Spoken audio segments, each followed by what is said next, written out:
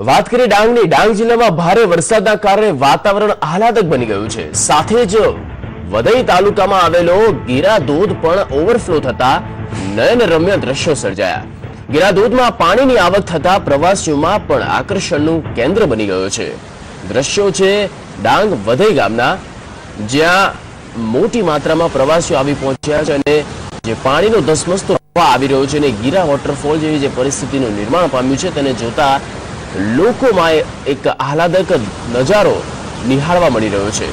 અંબિકા ઔરંગા અને પૂર્ણા નદી ગાંડીતુર બની ગઈ છે. તેને કારણે આ ધસમસતો પ્રવાહ હવે આગળ વધી રહ્યો છે. એટલે કહી શકાય કે સમગ્ર સૌરાષ્ટ્ર પંથક જાણે પાણીની સ્થિતિના નિર્માણમાં આવ્યું હોય. ત્યારે ડાંગની જો વાત કરીએ તો ડાંગના વઘઈ ગામના આ જે દ્રશ્યો છે. બીજી તરફ ડાંગમાં પણ વરસાદી માહોલ છેલ્લા 3 દિવસથી સર્જાયો છે અને પ્રવાસીઓને સાપુતારા ન છોડવા કલેક્ટરે આદેશ પણ આપ્યા છે.